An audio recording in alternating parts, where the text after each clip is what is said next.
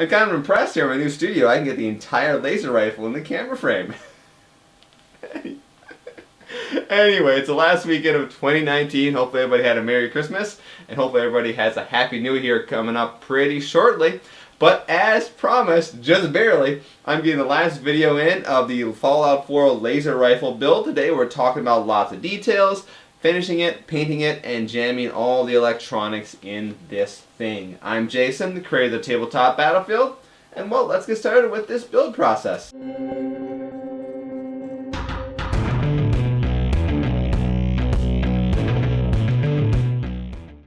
Alright, so this is episode 4 of the main part of building the Fallout 4 laser rifle. I say the main part because I'm going to come back in the not too distant future and improve some things, add some cosmetic improvements, make it look a little bit more like the actual video game prop, fix some things that didn't work, as you'll see in this build episode.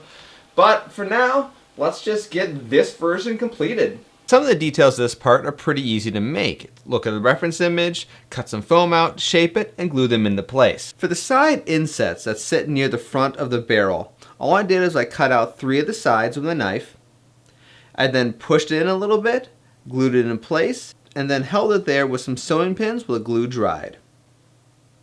When it comes to cutting out the area where the fusion cell is going to sit, you first need to figure out what you're going to use for the fusion cell itself.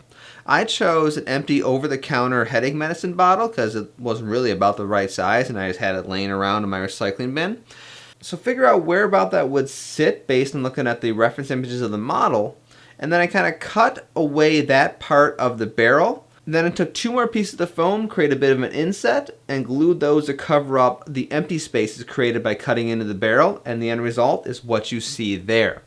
Later on, after the fusion cell is painted, you'll insert it in this area using magnets. You'll glue a few magnets onto your fusion cell, put 1 or 2 in this area here, and that'll hold the thing in place and allow you to remove it, because in this case I'm actually using the supposed power source for the laser rifle for the actual power source for the electronics. There's going to be a little LiPo battery that sits in the fusion cell which powers the Arduino and all the LEDs and all that fun stuff. Now let's get to the part here where we're building a little rod that runs along underneath the barrel of the rifle. It kind of connects the stock to the muzzle area. What you're seeing me do here is probably not the best way to build this. It works, but I'll be honest with you, this is going to be one of the first pieces that gets replaced when I upgrade this costume piece.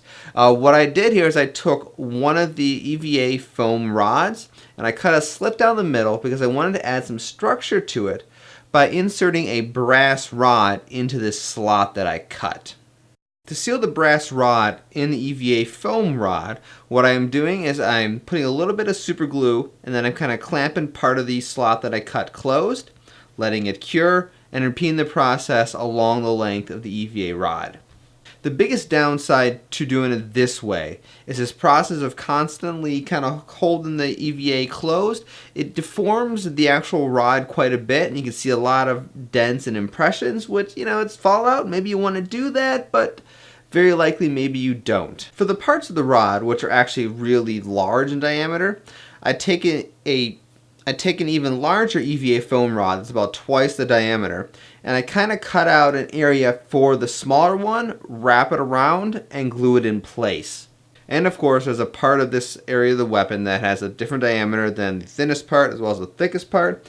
So to solve that problem, I take some of the 2mm thick foam, I cut a strip that's about the size of that piece, then I wrap it around the thin parts of the rod as needed. There are a couple of details in this area that kind of look like gears. The best way to approach this is to cut a whole bunch of tiny little rectangles out of the 2mm thick foam.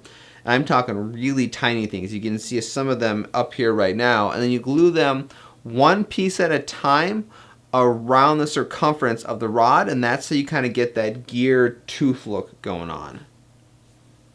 And finally, there's a couple large grooves on this particular area of the rifle, so I'm using a classic cosplay method here. I'm just cutting the groove out with my knife, and then later on I'm going to use my heat gun to open it up and make it nice and visible. In the previous episode in this series, we built the front muzzle of the rifle.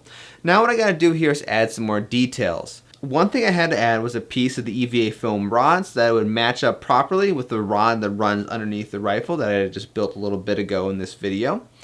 And then also there's I guess we'll call it a flange that kind of runs along the bottom side of this piece of the muzzle that wraps around that rod underneath the rifle. So I'm adding that right now with some 2mm EVA foam cut to the right shape and some hot glue to hold it in place. Once all the details are complete, all I'm doing here is taking some of the wood filler that I used, I think way back in the first episode of this build, and then I'm just spreading it in some of the cracks, letting it dry, and then I'm going to go back and sand it down to make sure everything's nice and smooth. The back of the barrel needs some attention too. First thing we need to do is cut out the back such that there's about a 1/4 inch rim around it, and then inset that piece you cut out maybe about a 1/4 inch into the back of the barrel. Once the back of the barrel has been inset, I want to clean up the edges around, and I do this by first filling it with the wood filler putty, and then I go back and sand it down to give it a little bit of a beveled edge. So both the back of the barrel as well as the front of the muzzle have like these rib things that kind of run outward towards the edges. Look at the reference images, you'll know what I'm talking about. So to create these, I'm taking some polystyrene sheets that I think I got for the dog meat armor build way back early in the year. I'm cutting out these small rectangles, and then I'm going to cut a slit into the piece with my knife and glue them in place using a little bit of super glue. And here's an angle where you can see those polystyrene ribs on the front of the muzzle. As mentioned in the last episode, the muzzle is going to be the way that you get access to the electronics of the rifle. So we need a way to easily take it on and off, and for that, magnets. The best friend of cosplayers. So all I'm doing here is cutting out some holes for the magnets, both on the muzzle itself as well as the barrel, lining them up, gluing the magnets in place, and therefore you can see I can take the front of the muzzle off in case I need to get access to the electronics. There are a handful of detail pieces that go along the bottom of the barrel. So in this case, I'm doing a mix of just kind of eyeballing it and cutting out shapes that are more or less correct. But then I'm also going to be working on some templates here in a little bit. And just because I'm kind of in a hurry at this point, I'm going to run out of time, it's getting close to Halloween, I am just using hot glue to glue everything in place instead of EVA glue, or there's no such thing as EVA glue, instead of PVA glue. For some of the more finer details though, I am jumping back into Photoshop, taking my reference images, and I'm doing my best to create some line drawing templates from the reference images. I then print these things out, put them down on the foam, and cut them out as best I can. Then with a little bit of hot glue placed down, I'm taking these fine details and gluing them into place. At this point, things are looking pretty good. I'd say the rifle in terms of its basic structure is pretty darn close to being complete. Let's start finishing it and applying some paint. For coating the foam in preparation for painting, I'm using Mod Podge Hardcoat. Now I choose this very specific type of Mod Podge because it's the one that kind of advertises itself as being able to be wet sanded to get a nice, relatively smooth finish anyway. Once the Mod Podge is dried, I'm going back over and wet sanding it with a very fine grit of sandpaper. Probably, I think this might be 400 grit sandpaper, but I actually don't really remember off the top of my head. In terms of painting, I didn't even bother to prime it, which probably wasn't the best idea, but hey, whatever works, right? I started with a base coat of a boring gray color. Then I went back over with a silver color to give it basically a dull silver finish to the entire rifle. So then the barrel of the rifle gets a bit of a pale green color, so therefore we have this nice iconic shade of green that you see from the Fallout video games. For the stripes, I use some blue masking tape to get nice clean lines, and I go over those areas a few times with the yellow color because yellow has this nasty tendency of not covering very well, so it probably will take 4 coats of the yellow paint to cover up the green color below. When it comes to weathering pieces, I'm not a big fan of the cover it all in dirt and black and then wipe off the excess. To me, that usually comes out looking like crap. So I prefer to just very carefully apply some dark colors like black, dark gray in some of the areas where you'd expect to find some of the dirt, and maybe a little bit overall, but I try to keep that really toned down. Of course, the fusion cell also needs a bit of a quick paint job, and the one thing you probably can't see too well from here, because I've talked a little bit about how the LiPo battery is going to live inside the fusion cell, I'm actually holding on to some EVA foam that is shaped to the inner diameter of this basic headache medicine container, but it's also got a slot cut into it that's the exact size of the LiPo battery. So therefore, Once this piece is in the rifle, I can slide the LiPo battery in this slot, hold that in place, and therefore that's how it securely holds the battery for powering all of the electronics. Then, once all the painting is done, it's time to install the electronics, and holy sweet merciful crap, was that an adventure. It took a lot harder than I expected to, but I eventually figured out a pretty good way to approach this. For the trigger and for the power source, because like I said, the power source is a battery hiding in the fusion cell, I first cut a hole in the barrel where the wiring is going to be coming out. I then take an extra piece of wire, attach a heavy washer to it, feed it through those holes in the back of the barrel down out the front of the barrel. I then tape that wire washer combination to the wires that need to be brought back. So this is a two-step process, one for the trigger wires, one for the battery connector wires, and then I pull them all back through. After some fighting and redoing it, I finally got all those wires through the barrel, because there is a bit of a tricky issue here, because if you remember the spine that we cut in the very first episode in the series, there's several holes in it that run the length of the barrel to save weight. Well, it turns out those holes make it very annoying to try and get electronics wiring in there without them getting stuck.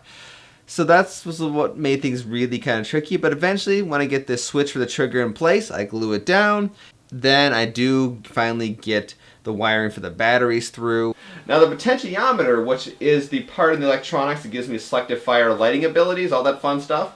Originally I was supposed to go back here somewhere near the trigger and kind of make it look like you could switch it easily. But it turned out to be a bit difficult to fish that through the body of the laser rifle. So it just kind of ended up right here. If I hold it, you can probably see the knob sticking out right there. For installing the LEDs on the front of the rifle, I first fit the ring of the NeoPixels into the correct spot, and I only hold them in place with a little bit of hot glue, because I know that at some point in the not too distant future I will probably need to replace them, so I didn't want to do too much of a glue job. Also, if you put too much glue in there, it becomes a little more visible and all that kind of fun, ugly stuff. So yeah, so the key here is just use the smallest amount of glue you need to hold those LEDs in place.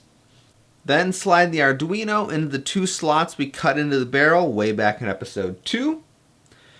Do your best to jam all the wiring in there, close things up, and we almost have a complete Fallout 4 laser rifle. The large yellow wire that runs along the top of the rifle is just that. It's a piece of electrical wire that I purchased from the home improvement stores. I think it's actually for wiring houses. So that's really all it is. I bent it into shape, and then I glued it with super glue to a few points along the top of the rifle. And you can see here I've got a small little clamp holding it down while that particular contact point in the glue is drying. And well, now you have more or less a complete Fallout 4 laser rifle. Like I said, I got some improvements to do in the not too distant future. So more on that later. If you want to get those videos, be sure to hit the subscribe button here on my YouTube channel. But at least at this point you've got something that looks pretty darn good if you want to go ahead and create the rest of some sort of Fallout cosplay character who might carry this weapon around. So once again, I'm Jason, the creator of the Tabletop Battlefield. Thank you guys all for watching, and once again, have a Happy New Year.